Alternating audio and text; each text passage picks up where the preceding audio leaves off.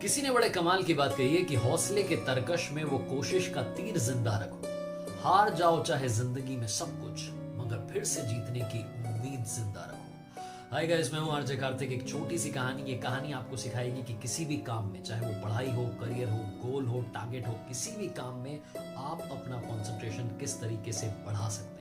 ये कहानी एक फकीर बाबा की है, जिनके बारे में कहा जाता था कि वो किसी भी बात को बड़े ही इंटरेस्टिंग तरीके से, इनोवेटिव तरीके से, क्रिएटिव तरीके से समझाते थे, और जिसको समझाते थे उसको बात हमेशा हमेशा के लिए याद हो जाती थी। उनके बारे में बात धीरे धीरे पॉपुलर होने लगी, वो पॉपुलर होने लगे, उनकी ख्याति बढ़ने लगी, और ये बात बढ़ते बढ़ते उस राज्य के राजा तक पहुंची। तो राजा को लगा कि इतने महान बाबा हैं जिनके बारे में इतने सारे लोग कह रहे हैं, तो क्यों ना जाकर के उनसे मुलाकात की जाए। उसने अपने महामंत्री को बुलाया और बोला कि सारी सेना को तैयार कर दो, ढोल नगाड़ों के साथ में शानदार तरीके से हम जाएंगे, बाबा जी का सम्मान करेंगे और थोड़ा सा ज्ञान उनसे लेकर के वापस आएंगे। महामंत्री ने कहा ठीक है, आप जो करेंगे हो जाएगा।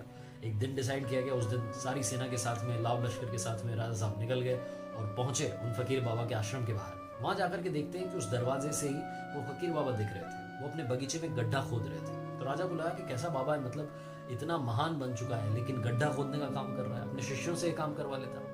फिर उसने उस बात को इग्नोर किया और अपने महामंत्री को बुला करके बोला कि कुछ सैनिक भेजो और जाकर के बाबा जी को बताओ कि हमारे इस राज्य के राजा साहब आपसे मिलने के लिए आए। राजा को ऐसा लग रहा था कि वो फकीर मतलब खुशी से पागल हो जाएगा, झूमने लगेगा कि राजा मुझसे मिलने के लिए आ गया। लेकिन वहां ऐसा कुछ नहीं हुआ। सैनिक गए, जाकर के बोले कि राजा साहब आपसे मिलने के लिए आए, लेकिन बाबा जी के कानों में कोई असर ही नहीं पड़ा, जू ही नहीं रही, मतलब उन्होंने ध्यान ही नहीं दिया। सैनिक वापस आए, आकर के बताया मंत्री को कि वो तो ध्यान ही नहीं दे रहे। मंत्री ने आकर के राजा को बताया। राजा को बड़ा बुरा लगा।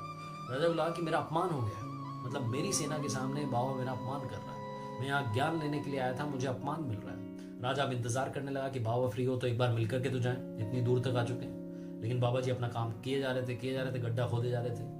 अब राजा ये सब देख रहा था, उसे बड़ा अजीब सा लग रहा था। उसने बोला कि ढोल नगाड़े बजाना शुरू करो, क्या पता शोर मचेगा तो इस बाबा को थोड़ा अकल आएगी। उसे लग रहा था कि बाबा फकीर वकीर नहीं है, पागल आदमी है। कुछ देर के बाद में ढोल नगाड़े भी शांत हो गए और थोड़ी देर के बाद में वो बाबा जी अपना काम खत्म करके खुद से आ गए राजा से मिलने के लिए। और आकर के नमस्कार किया और बोले कि राजन आपका स्वागत है हमारे आश्रम में, आइए आपको शीतल जल पिलाते हैं। तो राजा भड़क गया। राजा ने बोला कि क्या पानी वानी की बात कर रहे हो, मैं आपका इंतजार कर रहा हूँ, आप मुझे इंतजार करवा रहे हो, मैं आपसे ज्ञान लेने के लिए आया था, ज्ञान व्यान तो छोड़ो, आपने मेरा अपमान कर दिया। और मतलब इतना छोटा सा काम आप कर रहे हो, गड्ढा खोद रहे हो, कौन सा बड़ा काम कर रहे हो। तो फकीर बाबा जो थे उन्होंने कहा कि बेटा कौन सा काम बड़ा है, कौन सा काम छोटा है, ये तो ऊपर वाला जाने, मैं तो हर काम को बहुत बड़ा मानता हूँ, बहुत महत्वपूर्ण मानता हूँ। और रही बात ज्ञान की, तो वो मैं तुम्हें पहले ही दे चुका हूँ।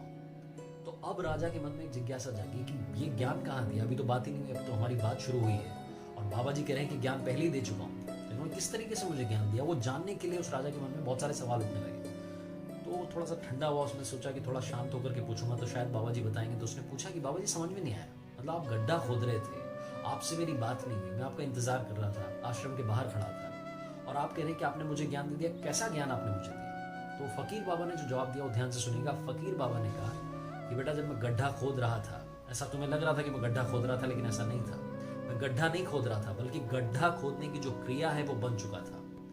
मैं वहां पर काम करने वाला नहीं था, वो खुद में जो क्रिया थी अपने आप होती चली जा रही थी। मैं इतना तल्लीन हो चुका था कि मुझे तुम्हारे किसी भी सैनिक की आवाज़ नहीं है, किसी ढोल नगाड़े की आवाज़ नहीं, बस अपना काम किए जा रहा था। वो गड्ढा अपने आप खुदता चला जा रहा था, मैं अपने आप काम करता जा रहा था। और जब तक वो काम पूरा नहीं हुआ मुझे पता ही नहीं चला। जैसे ही काम पूरा हुआ तो मुझे तुम नज़र में आए, तुम्हारा ध्यान आया और तुमसे मिलने के लिए आया। उस दिन उन फकीर बाबा ने उस राजा को बहुत बड़ी बात सिखाई कि कॉन्सेंट्रेशन क्या चीज़ होती है। कई सारे लोग कई सारे टारगेट्स बनाते हैं, गोल्स बनाते हैं और सोचते हैं कि हम टारगेट अचीव कर लेंगे, लेकिन कर नहीं पाते हैं। पता है क्यों? क्योंकि आप वो काम करने वाले होते हो लेकिन उस काम को ढंग से कर नहीं रहे होते हो। आप काम करने वाले तो होते हो लेकिन वो क्रिया नहीं हो रही होती है, आपका कॉन्सेंट्रेशन वहां पर नहीं होता है। जो भी आप टारगेट बना रहे हैं लाइफ में, जो भी आप करना चाह रहे हैं, पूरे मन के साथ कीजिए, पैशन के साथ कीजिए, वो चीज आपके पास अपने आप चली आएगी। और रही बात उस काम को करने की, तो बस काम करने से पहले ये सोचिएगा कि क्या आपको उस काम में मजा आ रहा है या नहीं आ रहा है। आरजे कार्तिक आपसे बस यही कहेगा कि अपने पसंद का काम कीजिए, अपने पसंद से टारगेट बनाइए और फिर उसे अचीव करने के लिए पूरे पैशन के साथ में लग जाइए। वही कॉन्सेंट्रेशन लेकर के आइए जो फकीर बाबा उस गड्ढे को खोदने में लेकर के आए थे। आप काम करने वाले नहीं रहेंगे, आप क्रिया बन जाएंगे। आरजे कार्तिक एक बार फिर से कहेगा, कर दिखाओ कुछ ऐसा कि दुनिया करना चाहे आपके जैसा। याद रखिए, हर सोमवार सुबह 9:30 बजे मेरे फेसबुक पेज, यूट्यूब चैनल पर देखिए एक नई कहानी।